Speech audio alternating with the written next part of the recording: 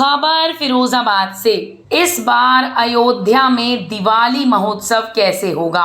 क्या कोई world record बनेगा? पिछली बार से कितने अधिक दिए जलाए जाएंगे? प्रदेश सरकार के संस्कृति एवं पर्यटन मंत्री जयवीर सिंह ने दीपावली अयोध्या में दीपावली पर दीपोत्सव महोत्सव के बारे में कहा। अयोध्या न सिर्फ हिंदुस्तान के लिए, न सिर्फ उत्तर प्रदेश के लिए, बल्कि विश्व पटल पर सारे लोग जो सनातन संस्कृति पर विश्वास करने वाले लोग हैं, उनकी आस्था का केंद्र है।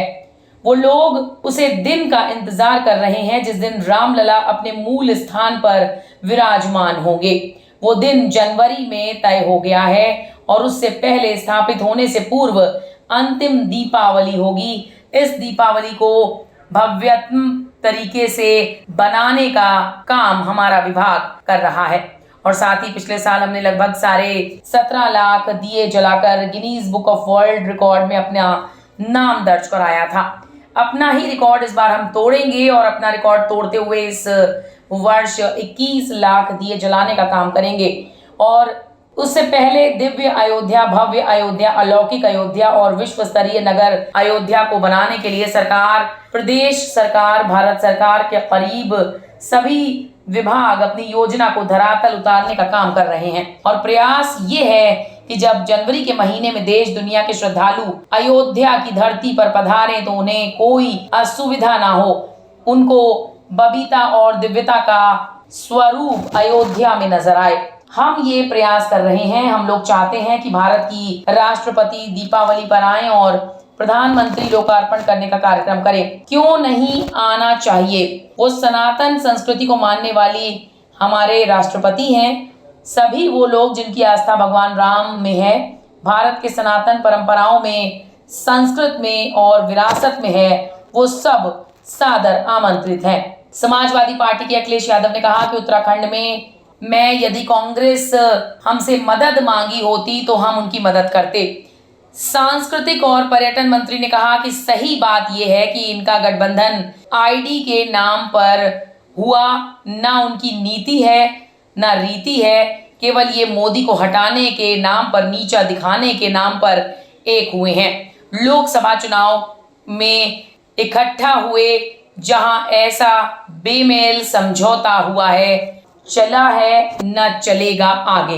है ठाकुर वर्सेस ब्राह्मण। एक राज्यसभा सदस्य ने कहा है कि ठाकुरों को बहुत ऊंचा बताया है और कहीं बहुत नीचा बताया है। क्या कहेंगे इस पर? हमें लगता है ये सब आप लोग जानबूझ के पैदा करते रहते हो।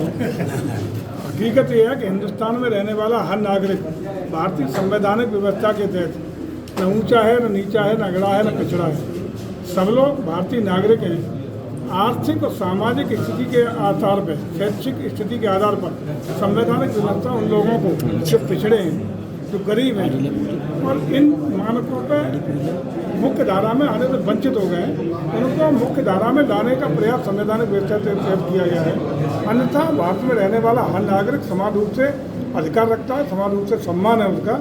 और यहाँ अब अगले पिछले ऊंचे नीचे की भावनाएं आदरणीय मोदी जी के और योगी जी के नेतृत्व में सरकार बनने के बाद पूरी तरह समाप्ति पे हैं और वही लोग इस तरह की बातें कर रहे हैं राजनीतिक रूप से, जो अपने को सत्ता से बेदखल पा रहे हैं। सर, कांग्रेस की और समाजवादी पार्टी का वाक युद्ध बहुत तेजी से चल रहा है।